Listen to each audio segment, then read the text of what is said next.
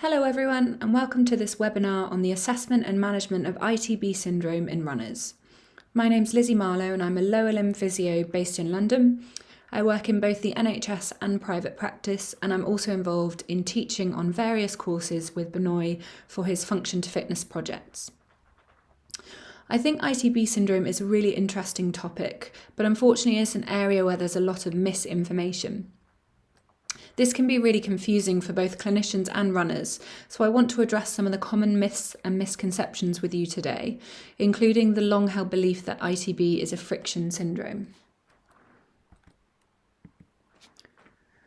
So by the end of this talk, I hope you'll understand a bit more about the anatomy and function of the iliotibial band, the pathophysiology and predisposing factors for ITB syndrome, the differential diagnosis of lateral knee pain in runners, some of the key clinical tests that you can use to diagnose ITB syndrome, some of the key things to look out for when completing a running analysis in this cohort, and finally some useful tips on rehabilitation and running gait retraining for ITB syndrome. As we progress through this webinar, I'll also be addressing some of the common myths and misconceptions about ITB syndrome, and I'll discuss some of the current evidence and clinical reasoning. So ITB syndrome is the most common source of lateral knee pain in runners, but it can also affect cyclists and rowers. It rarely affects sedentary individuals or people who aren't involved in endurance sports. Patients typically report sharp pain that's localised to the lateral femoral epicondyle, and this is worse with activities that involve repeated flexion and extension over an arc of around 25 to 35 degrees of knee flexion. So this is often described as the impingement zone because it's the range at which compressive loads beneath the ITB are highest, and we'll cover this in more detail on another slide. ITB pain is often worse as the hip extends whilst the knee flexes, because this loads the TFL eccentrically and increases strain on the distal ITB. So an example of this would be running downhill. So if you look at this runner, you can see on this picture that his hip is extending whilst his knee is flexing. And as I said, this will load the TFL eccentrically and also increase strain on the distal ITB. So this can be a real problem for runners with ITB syndrome. As with all running injuries, the cause of ITB syndrome is often multifactorial and can generally be divided into biomechanical factors, neuromuscular deficits, and training errors. So if we start with biomechanical factors, runners with ITB syndrome may demonstrate a medial collapse mechanics. So this is more common in females, and we'll talk about it a bit more on another slide. Male runners are more likely to have a narrow step width or a crossover gait. So this may look like they're scissoring over a line when they run, and they may even have some underlying knee varus, which may further increase strain on the distal ITB. In terms of neuromuscular deficits, gluteal function can be important in some, and the glutes play a really important role in pelvic control during single leg stance, as well as femoral control. This can influence compressive loads at the distal ITB insertion. Finally, if we think about training errors, so this is probably the most important thing to consider in this cohort, and it's often the area that's most overlooked. So runners may have ramped up their training volume, perhaps training for a specific event, but other things to consider are a recent increase in downhill running, stair descent, or trail running, all of which can increase the compressive demand on the distal ITB. So if we look at the two common subgroups of people with ITB syndrome, the first is the female runner with this medial collapse mechanics. The second subgroup is the male runner with a varus knee structure and a possible crossover gait. So I'll be referring to each of these patients as we go through the talk and discussing them in a little bit more detail because the assessment and management can be slightly different. So let's think about the female runner, so patient 1 with this medial collapse mechanics. The key things to consider are an ipsilateral trunk lean, so you'd have a look at their sort of trunk position relative to their legs. contralateral pelvic drop, femoral adduction, and also femoral internal rotation, and this dynamic knee valgus, and a reduction in knee window, so you often can't see a gap between the knees, as with this runner in this image. So all of these variables could potentially increase compressive load at the distal ITB, and therefore may be worth addressing in your rehabilitation, and we'll talk about that a little bit later. So this is something that you can really simply assess in clinic if you get them to run on a treadmill and take a slow motion video from behind, and then you can look at stills of them in mid-stance on each leg.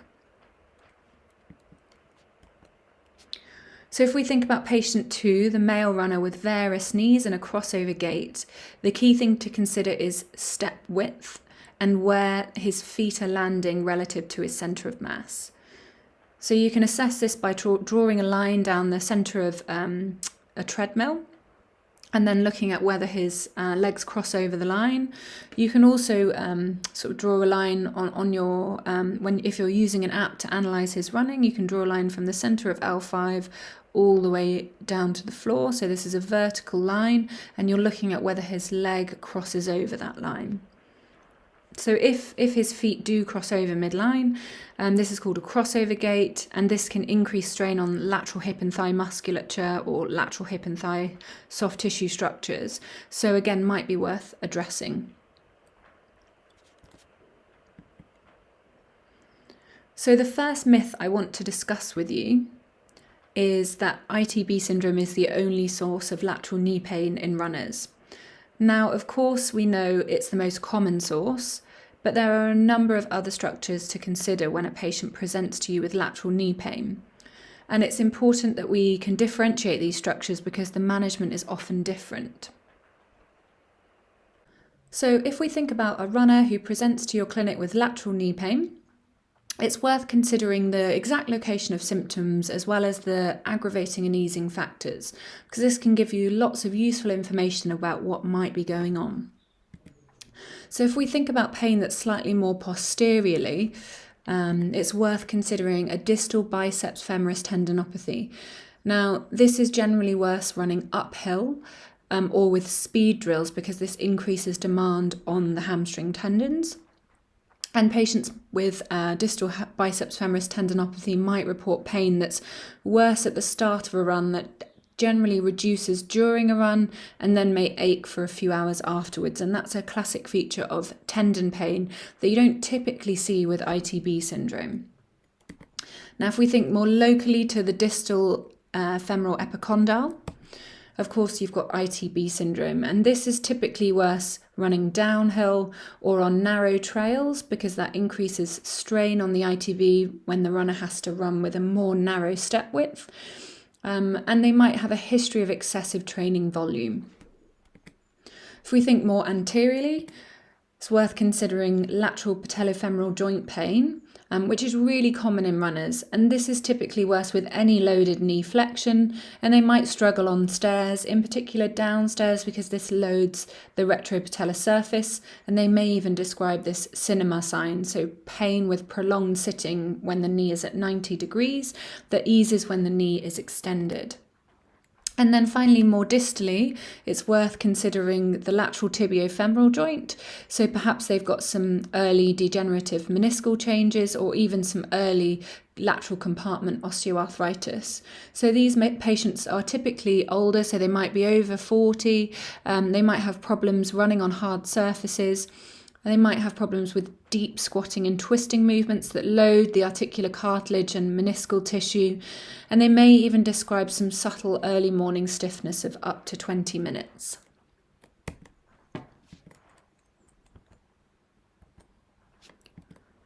So myth 2 is that ITB is caused by friction or rubbing of the ITB over the bursa. So this is something I hear a lot from clinicians, and you can see this anatomy video, which I've actually found on YouTube, which is used for educational purposes. So it insinuates that the ITB is this thin, wispy band that flicks back and forth over the lateral femoral epicondyle, causing this friction or rubbing. And actually, we now know that this is anatomically incorrect. So let's look at the anatomy in a bit more detail. As you can see from this image of the right, so this is a cadaver knee, so it's a right knee, and this is the lateral view. So you can see the patella here, then you can see the ITB coming down, so its iliopatellar band attaches onto the lateral surface of the patella, and then its iliotibial band comes down and attaches onto Gerdy's tubercle. So this study by Fairclough and colleagues really challenged our beliefs about ITB being a friction syndrome. If you look at this image, you can see quite clearly that the ITB is essentially a lateral thickening of the whole fascia lata of the thigh. So it's a vast structure that extends over the entire circumference of the thigh and forms part of the anterolateral knee complex. So this is a layered arrangement of soft tissue structures with multiple attachments and connections. So it's not the thin, wispy band that we saw in the previous video. Between the ITB and the lateral femoral epicondyle is a highly vascularized and richly innervated fat pad. So there's some debate over whether a bursa is actually present at all. According to cadaver studies, there's no bursa, but these studies are of course done on patients with no known ITB problems. It seems that under pathological conditions or scenarios where the patients may have ITB pain, there may be circumstances when an adventitious bursa is visible on ultrasound. So this is a fluid-filled cavity that develops in response to increased mechanical stress or pressure. But it's not a native bursa, so it doesn't have the same lining present, and it doesn't seem to manifest in all patients with ITB syndrome. So the other and interesting finding from Fairclough's work is that the ITB is firmly anchored to the distal femur via strong oblique fibrous strands known as Kaplan fibers, which you can see in both of the images on this slide. So these fibers actually prevent anterior-posterior sliding of the ITB over the lateral femoral epicondyle, therefore challenging the historical belief that this is a friction syndrome. It's thought that the fibers of the ITB are actually tensioned in sequence as the knee moves from flexion to extension, and this causes a compression of the ITB against the intervening fat pad. This peak compression occurs at around 30 degrees of knee flexion, as we've already mentioned. And if you think about marathon runners who take thousands of steps during a long run, that's high cumulative loads, which may be sufficient to trigger a local chemical inflammation within the fat pad. So it's often the fat pad that becomes pathological in the early stages.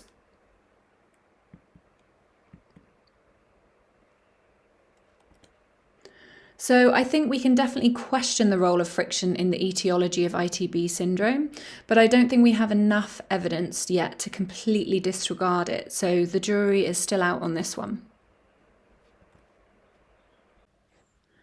And if we look at some of the common treatments used to increase ITB length or reduce ITB tightness, not only are they ineffective, but they can also increase local compression on the fat pad and actually exacerbate the problem. Now, I'm not against stretching or hands-on treatment for this patient cohort, but I think it's important to think about what you're trying to achieve. By all means, prescribe some TFL, glute max or vastus lateralis stretches or soft tissue techniques, but don't focus your efforts on the ITB itself because you're wasting your time and energy, and there's a lot more important things that you could be addressing, like training errors or running biomechanics.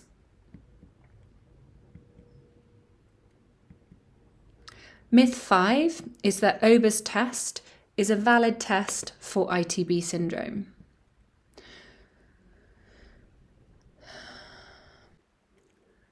So the aim of Ober's test is to assess ITB length or identify ITB tightness. So we already know from previous discussions that this is of questionable clinical significance given that the ITB probably doesn't get tight. But this cadaver study by Willett et al. Also questions the validity of Ober's test when trying to identify ITB tightness. So during this study, the Ober's test was performed pre and post complete transection of the ITB. So they cut straight through it, and they found no significant difference in Ober's test outcome pre and post complete transection of the ITB, therefore questioning the validity of this test. This study actually found that the glute med, glute min, and the hip joint capsule were more significant contributors to a positive Ober's test. So if Ober's test is not a valid test for ITB syndrome, what should we be including in our assessment of these patients? Well, I think you can generally think of it as a 5-step process. So step 1 involves general observation for things like localized swelling, and also looking at things like lower limb alignment with consideration of pes planus foot type or varus knee alignment that could be significant. You can also complete a basic movement screen, looking at things like single leg stance control and control during a single leg squat. Step 2 involves excluding potentially relevant diagnoses like patellofemoral joint pain or pain from the tibiofemoral joint, and we'll discuss this in more detail shortly. Step 3 involves special tests that could help to rule in a diagnosis of ITB syndrome, and the evidence for these is really quite limited, but we will discuss them on another slide. Step 4 involves looking at potential contributing factors like gluteal strength. And finally, step 5 involves a running gait analysis, which we've already touched on, and you may not have time to look at this on the first session, but you certainly could prioritise it for your second session with the patient.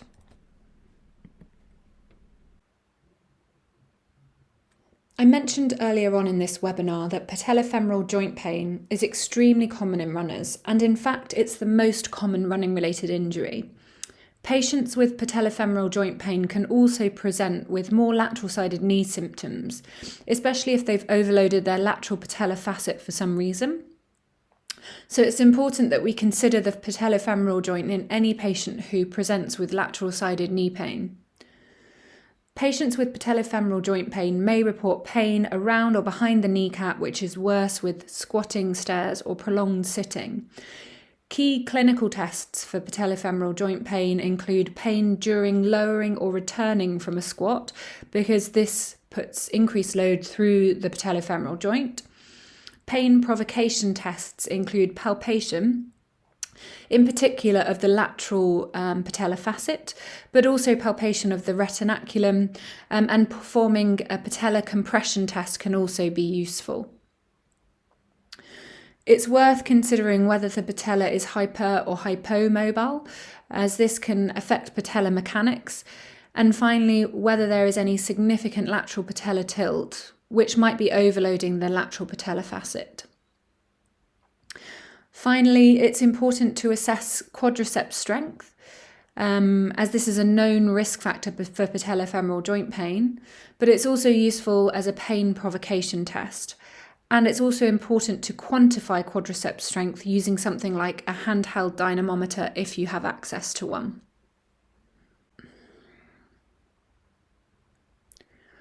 Runners with lateral tibiofemoral joint pain due to possible early degenerative changes rarely report true mechanical locking, but they may report some painful catching at certain knee angles and even some mild lateral tibiofemoral joint swelling. As we mentioned previously, they often report difficulty with deep squatting or twisting, and may even describe some subtle early morning stiffness. Key clinical tests for the lateral meniscus include pain at terminal phase of deep squatting, so when the knees are in full flexion, because this puts increased load through the joint surfaces and meniscal tissue. Patients with meniscal pain may also demonstrate pain or stiffness at terminal passive flexion or extension of the knee. Palpation of the lateral tibiofemoral joint line is a really useful clinical test for identifying meniscal pain. It's considered the most sensitive and specific test for identifying meniscal pathology, so it's important that we perform this test correctly. As in the image here, the test is performed with the knee at around 60 to 80 degrees of knee flexion, because this opens up the anterior joint line to allow access. When palpating the joint line, it's important to explore the whole lateral surface from anterior to posterior because pain is often reproduced posteriorly, and this is an area that's commonly missed. If you struggle to reproduce symptoms, you could also consider something like a duck walk or a Thessaly's test, but I don't use these routinely for all patients. When it comes to special tests for diagnosing ITB syndrome, of course, a lot of it can be done based on the history, but these are some useful clinical tests. So you have the Rennes test and the Noble compression test. Now, these tests are not well validated, but they could add to your overall clinical reasoning process. So I'm going to play a short video on each. The Rennes or Rennes test, the subject is asked to stand on the affected leg, and then the knee is brought into 30 to 40 degrees of flexion. The ITB will be brought into direct contact with the prominent lateral femoral epicondyle, and the familiar pain experienced during running will be elicited, indicating a positive test. And then this is the Noble compression test. To conduct the test, the patient's knee is flexed to 90 degrees and then pressure is applied to the lateral epicondyle or 1 to 2 centimeters proximal to it. And then the knee is gradually extended.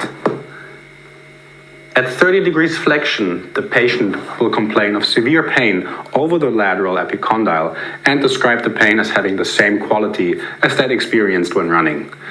This is due to the fact that the ITB will move over the lateral femoral condyles at that angle. Alternatively, you can have the patient sit with the knees dangling off of the table in 90 degrees of flexion and repeat the test. And the patient actively extends the knee while you apply pressure at the lateral epicondyle. You can also repeat the test in a more functionally loaded position by asking the patient to go into a lunge position, then apply pressure again over the lateral femoral epicondyle or 1 to 2 centimeters proximal, and ask the patient to stand up, so to extend the knee actively while you apply pressure.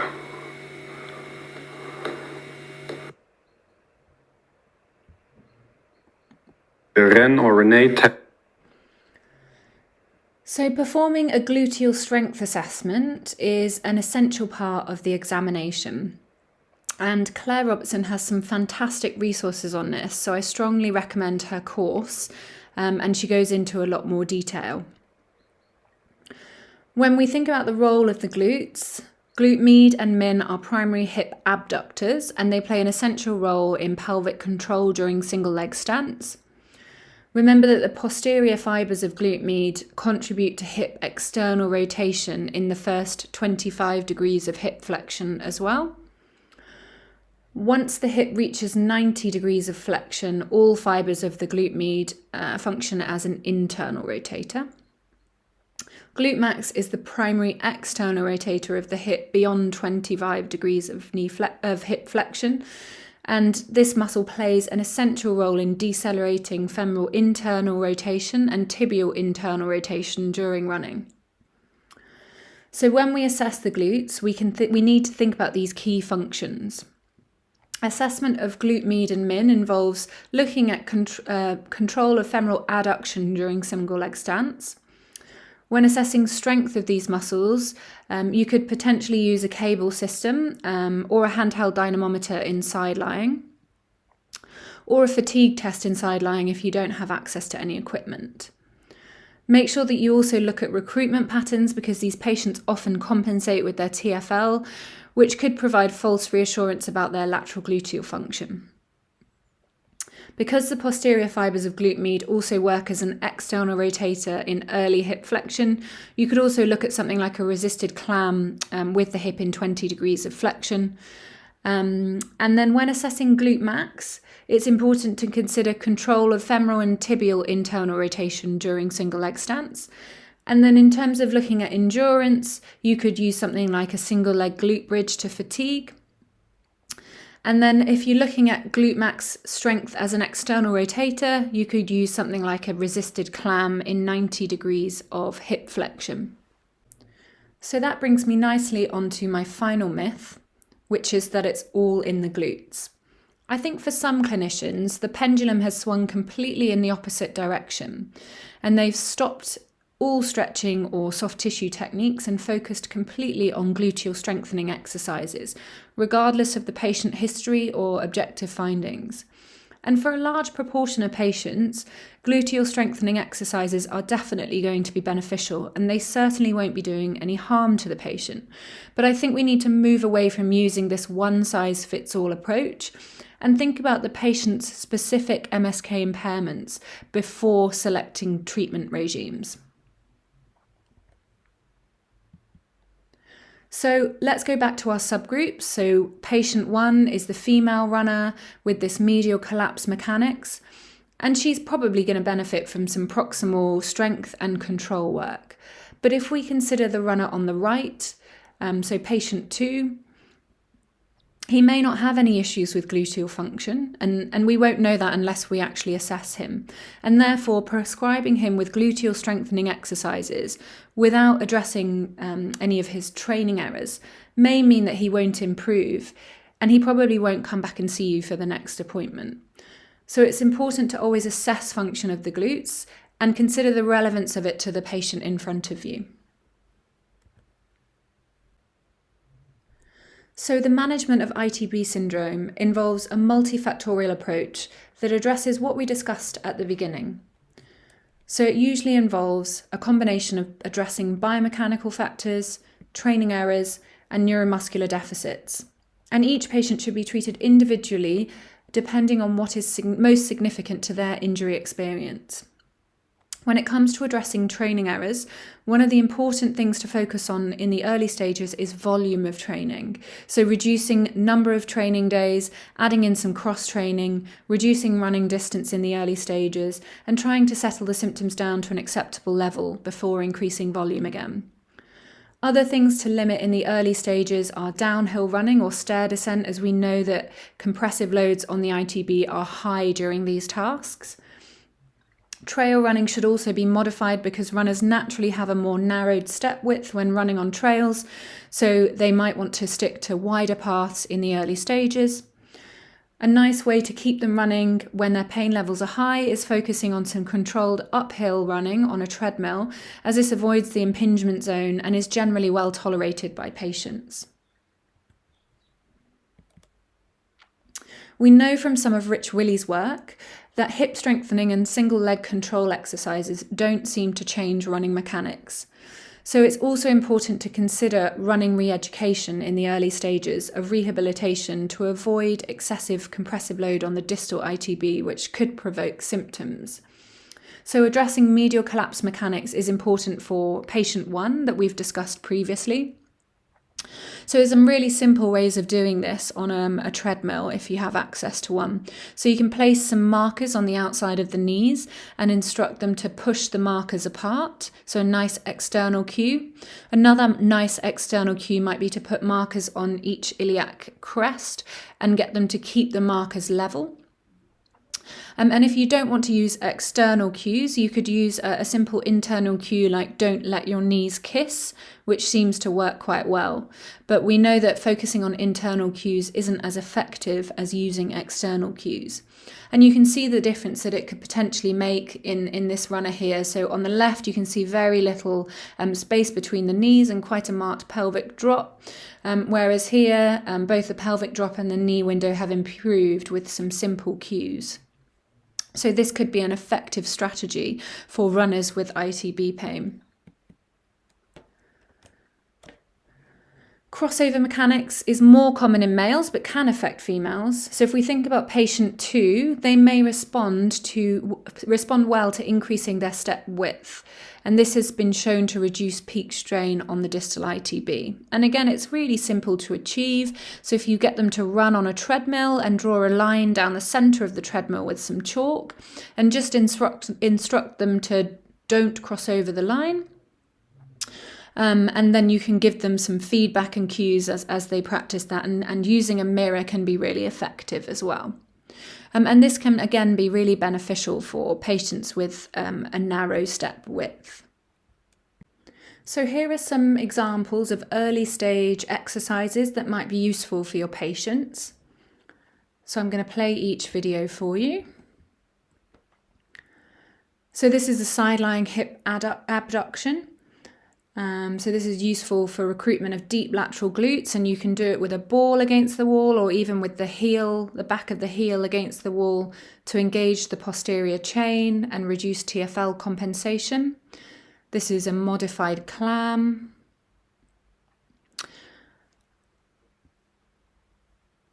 And then this is a clam in a side plank position with band resistance. So of course this is quite an advanced exercise. So you're going to probably progress onto this stage slowly. I know there's some disagreement amongst physios regarding the use of clams. And whilst I won't use this exercise in a patient with hip joint pathology or gluteal tendinopathy, I think it can add value for patellofemoral joint patients as well as patients who have ITB pain. Just be mindful that the band could pinch on the distal ITB, so you need to be cautious with band placement. And then this is a glute med wall lean. There are various modifications. You could use a ball, and you can also add in a single leg squat as well.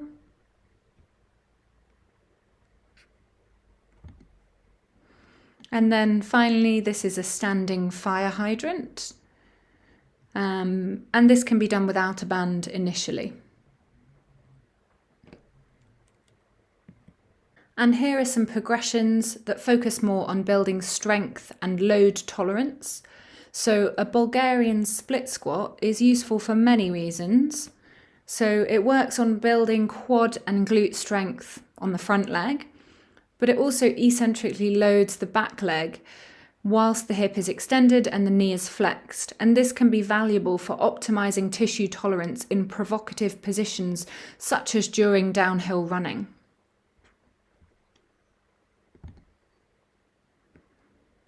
And then this is a hip thruster. So really useful for isolated glute max strength. And I often put a band around the knees to engage the external rotators a bit more.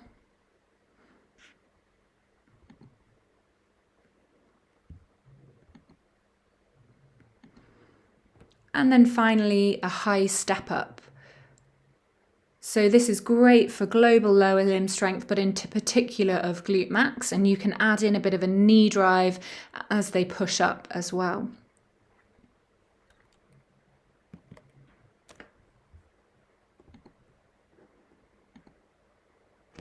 So in summary, ITB syndrome is the #1 cause of lateral knee pain in runners, but it's certainly not the only cause, so be sure to consider your differential diagnoses.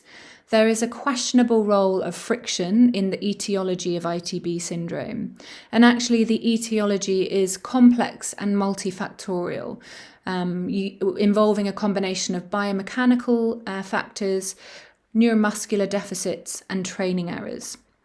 OBERS has limited value in assessing patients with ITB syndrome, and stretching and foam rolling the ITB is not an effective treatment. Gluteal strengthening is not always necessary, but often a valuable part of the management, but multimodal rehab is key to successful outcomes for these patients. So that's the end of my talk. Thank you so much for listening. I hope you found it useful. Please feel free to get in contact with me on Twitter if you have any particular questions. So my Twitter handle is @emarlow89.